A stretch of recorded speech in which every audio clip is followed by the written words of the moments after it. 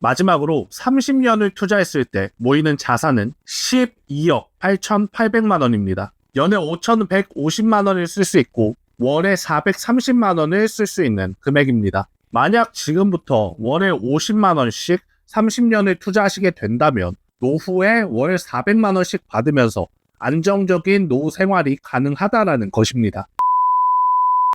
연금저축 계좌는 개설했는데 어떤 상품 투자해야 될지 고민되시나요? 대부분 ETF가 지금 최고점이라 들어가도 될까 고민되시죠? 만약 여러분의 목표가 매달 수백 시간을 어떤 주식에 투자해야 될지 고민하는 것이라면, 혹은 돈을 잃지는 않는지 매일매일 수익률을 확인해야 하는 것이라면 이 ETF는 적합하지 않습니다. 하지만 여러분의 목표가 노후를 위한 자금을 마련하고 수익률 걱정 없이 매일 편안하게 잠드는 이런 행복하고 단순한 삶을 사는 것이라면 이 ETF는 여러분을 위한 것입니다. 저는 현재 금융권 종사자이고 7년째 개인 투자를 해오고 있습니다. 그리고 연금저축 포트폴리오를 너무 복잡하게 만들 필요가 없다라고 생각합니다. 지금부터 이 두 가지 ETF 포트폴리오에 대해서 설명하고 포트폴리오에 얼마를 분배해야 되는지 백분율 단위로 정확하게 말씀을 드리겠습니다. 결론부터 말씀드리면 코덱스 S&P 500,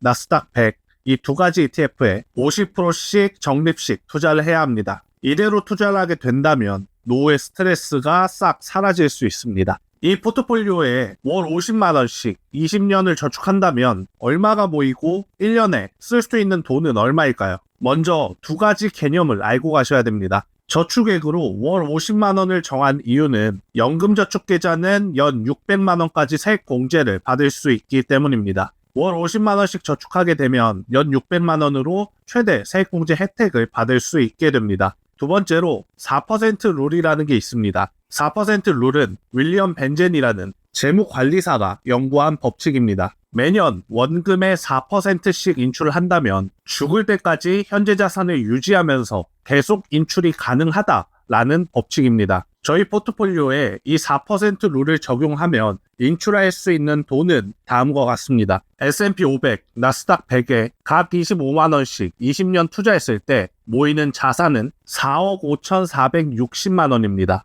연에 1,745만 원을 쓸 수 있습니다. 월에 145만 원 정도입니다. 만약 25년을 투자했을 때 모이는 자산은 7억 1,000만 원 정도입니다. 연에 2,840만 원을 쓸 수 있고 월에 236만 원 정도를 쓸 수 있습니다. 마지막으로 30년을 투자했을 때 모이는 자산은 12억 8,800만 원입니다. 연에 5,150만 원을 쓸 수 있고 월에 430만 원을 쓸 수 있는 금액입니다. 만약 지금부터 월에 50만 원씩 30년을 투자하시게 된다면 노후에 월 400만 원씩 받으면서 안정적인 노후 생활이 가능하다라는 것입니다. 왜 이런 결과가 나오냐면 S&P 500과 나스닥 100의 지난 20년 동안의 연평균 상승률이 높기 때문입니다. 지난 20년 동안의 연평균 복리 상승률을 구해봤습니다. S&P 500은 9%, 나스닥은 13%였습니다. 이 수익률이 어느 정도냐면 오늘 S&P 500에 1억 원을 넣었다고 가정하면 20년 뒤 5억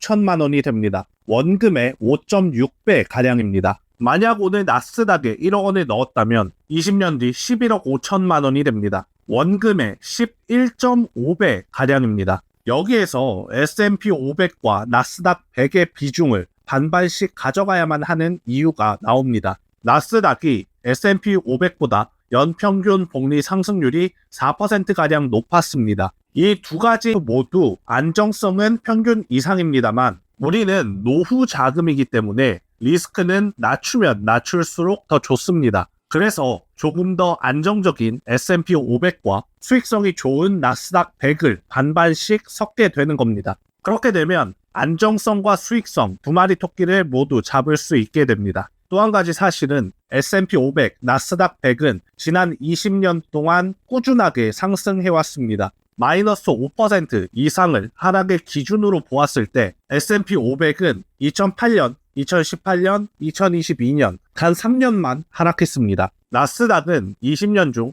2008년, 2022년 단 2년만 하락하는데 그쳤습니다. 다들 아시겠지만 2008년은 금융위기, 2018년은 미중 갈등, 2022년은 인플레이션 상승, 이라는 굵직한 이슈들이 존재했던 때입니다. 이런 이슈들이 있던 때를 제외하고 나머지 17에서 18년은 상승했습니다. 즉 엄청 굵직한 사건이 일어나지 않는다면 S&P 500과 나스닥 100은 매년 상승했다는 말입니다. 그렇기 때문에 우리가 S&P 500과 나스닥 100에 투자를 하게 된다면 매년 수익률에 대한 스트레스를 받지 않고 편안하게 투자에 임할 수 있게 됩니다. 제가 이런 말씀 드리면 간혹 어떤 분들은 배당주 ETF가 더 낫지 않을까요? 라고 물어보시는 분들도 계실 겁니다. 제 생각은 그렇지 않다입니다. 저희 포트폴리오가 더 좋다라고 생각합니다. 우리는 은퇴 시점의 수익률이 중요합니다. 즉 20년, 30년 뒤에 최종적인 수익률이 중요하다는 말입니다. 그런데 배당주 ETF는 우리 포트폴리오에 비해서 수익률이 낮거나 리스크가 높습니다. 현재 존재하는 배당주 분석을 해보았습니다. 제 경우에는 연평균 마이너스 수익률을 기록했습니다.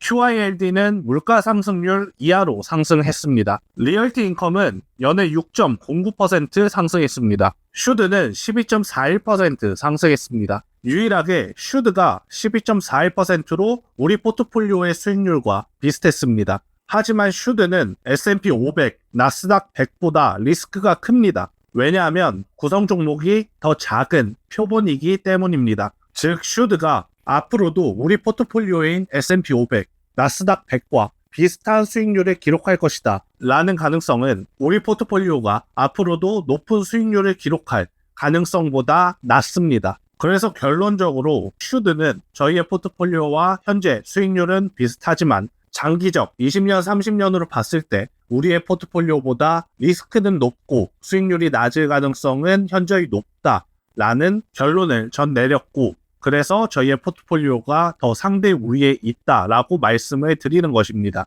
또 어떤 분들은 차라리 개별주 투자를 하는 것이 낫지 않느냐라고 반문하실 수 있습니다. 하지만 당연하게도 그렇지 않습니다. 왜냐하면 개별주는 리스크가 훨씬 더 크기 때문입니다. 만약 섹터의 흐름에 편승하지 못한다면 개별주는 엄청나게 낮은 수익률을 기록할 수 있습니다. 우리는 노후를 위해서 안정적인 수익률을 요구해야 하는데 이것에 대한 리스크는 너무 큽니다. 예를 들면 2012년에 미국의 시가총액 탑 30과 2022년 시가총액 탑 30을 비교해 보았습니다. 약 40%가 바뀌었습니다. 또한 많은 사람들이 안정적으로 알고 있는 슈드의 구성 종목 중 탑 10을 예로 들어도 마찬가지입니다. 코카콜라는 연평균 5% 성장했고 쉐브론은 3% 성장했습니다. 버라이존은 마이너스 2% 역성장했습니다. 물론 브로드컴 같은 반도체 관련주들은 연평균 42% 성장을 했습니다. 하지만 우리의 노후를 가지고 이런 도박에 참여할 수는 없는 것이겠죠. 결과적으로 연금저축 계좌에서는 S&P 500과 나스닥 100에 절반씩 적립식 투자를 하는 것이 안정적인 노후를 보장해 줄 수 있습니다.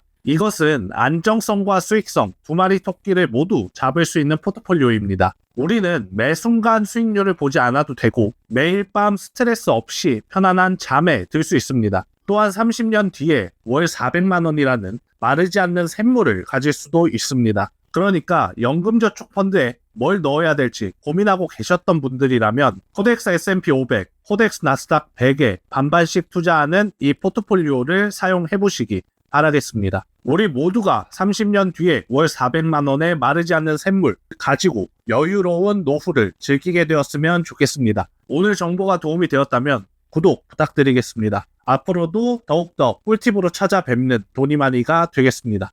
감사합니다.